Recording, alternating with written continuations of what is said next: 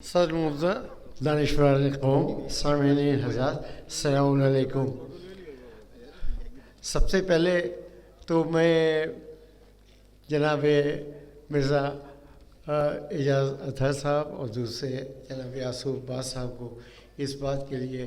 مبارکباد پیش کرتا ہوں کہ انہوں نے ایک ایسی تاریخ چنی اس کے لیے جس پہ ہمارے امام 11ویں امام کی ولادت کی تاریخ ہے، اس دن یہ ہوا، اس لیے ہم لوگ سب اس پہ آپ کو بھی مبارکباد دیتے ہیں۔ اور اس وقت اس بات کی طرف بھی وضاحت کرنا ضروری ہے کہ جس طریقے سے خطیب اکبر صاحب نے یہ شیعہ پرسنل لاء بورڈ بنایا تھا، تو جس طریقے سے انہوں نے اپنے زمانے میں اس کو قائم کیا اور ہم لوگوں نے خاص طور سے دلی میں اور بامبے کے اندر شرکت کی، اسی اعتبار سے جیسے اس میں لوگ شریک ہوئے تھے، میں دیکھ رہا ہوں کہ یہ دونوں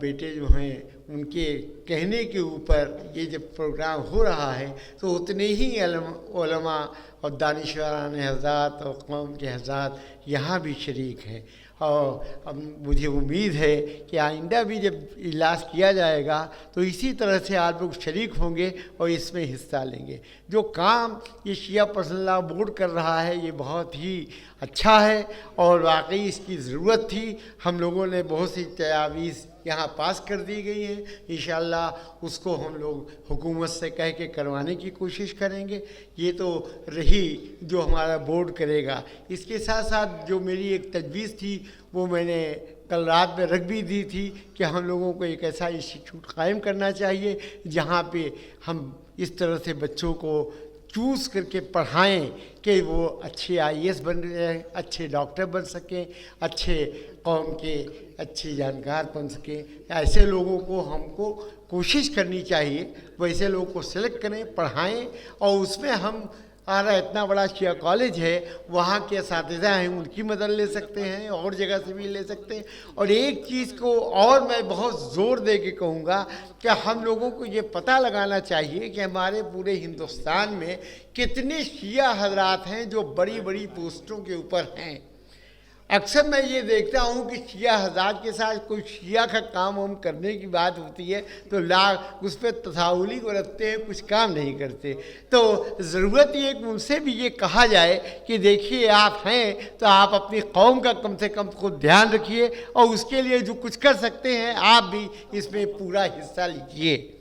میں اپنی بات کہوں، میں یونیورسٹی کے اندر پڑھاتا تھا، انگریزی کا پروفیسر تھا، تو ہمارے یہاں بہت سے شیعہ لوگوں کی یہ معاملہ ہے کہ بھائی ہم کو PhD کرنی ہے، تو سمجھیے میں نے کل ملا کے تو 35 لوگوں کو انگلش کے اندر PhD کرائی، اس کے علاوہ 15 جو تھے وہ شیعہ ہیں جن کو ہم نے PhD کرائی، اور نتیجہ یہ ہوا کہ آج ہمارے شیعہ کالج میں تو ہمارے اسٹوڈنٹ ہیں جو کہ یہاں ریڈر ہو چکے ہیں اور پورے ہندوستان میں پھیلے ہوئے ہیں۔ تو سب سے بڑا کسی کی اگر مدد کر دیجئے، اسے بنا دیجئے، تو واقعی وہ آگے بڑھ جاتا ہے۔ ہمیں ہمت افزائی کرنا چاہیے، لڑکوں کی کوشش کرنی چاہیے کہ لڑکے آگے سے آگے بڑھیں۔ یہ بات۔ دوسری بات جو بہت میں زور دے کے کہوں گا وہ یہ ہے کہ یہ پرسنل لاء بورڈ کو، شیعہ پرسنل لاء بورڈ یہ بھی کرنا چاہیے کہ ہر شہر میں جہاں اچھی تعداد میں شیعہ ہیں، مردم شماری کی بات بہت کہی جا رہی ہے، تو وہاں پہ اپنا سیل بنائیں، اپنا ایک دفتر بنا دیں، ان کو یہ کام دیں اور ایک پروفارما بنا دیں، سب سے بھروائیں، پتہ چلے کہ کتنے اس شہر میں شیعہ لوگ ہیں، کیا کرتے ہیں، کیا ان کی تکلیفیں ہیں، سب ہم کو معلوم ہونا چاہیے۔ پہلے بھی کچھ لوگوں نے کوشش کی، میری دانش میں ہے کہ ایسی کوئی مردم شماری ہو جائے اور سب پتہ، لیکن وہ ہو نہیں پایا۔ اس میں ہم کو لوگوں کو لگنا چاہیے، اس سے یہ پتہ چلے گا کہ کیسے کیسے ہمارے ہاں ذیل لوگ ہیں، کیسے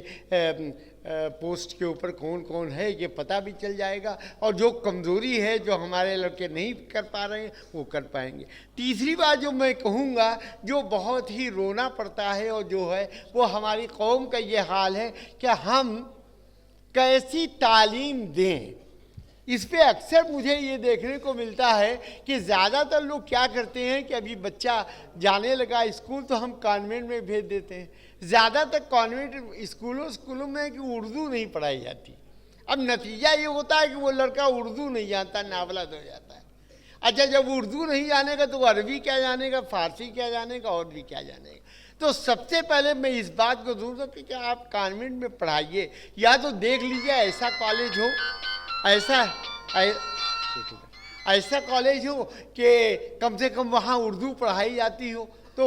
آپ وہاں ایڈمیشن دلوائیے۔ اور اگر مان لیجیے نہیں ہے اور آپ اس کالج کو بہت اچھا سمجھتے ہیں تو پڑھوائیے، ہم اس سے انکار نہیں کرتے، ٹھیک ہے اچھا، لیکن آپ پھر لڑکے کو ایک کسی ادارے میں جہاں اردو پڑھائی جاتی ہو، عربی کی تعلیم دی جاتی ہو، اس کو ضرور کروائیے۔ اور اگر نہیں کریے گا تو ہم شیعہ ہیں، تو وہ جب کچھ جانے گا نہیں تو ہم واقعی ایک دن مرنا سب کو، تو جو ایک سورہ فاتحہ پڑھنے کے لائق نہیں ہوگا تو فائدہ کیا ہوگا؟ تو نتیجہ یہ بہت بڑی کمی ہے۔ اچھا اب نتیجہ یہ ہوا ہے کہ جب وہ عربی نہیں جانتا، اردو نہیں جانتا، تو اب دیکھیے پہلے ہم لوگ کے بچپن میں یہ ہوتا تھا کہ جب سوم 40ویں کی مجلس ہوتی تھی تو قرآن شریف رکھ دیا جاتا تھا، لوگ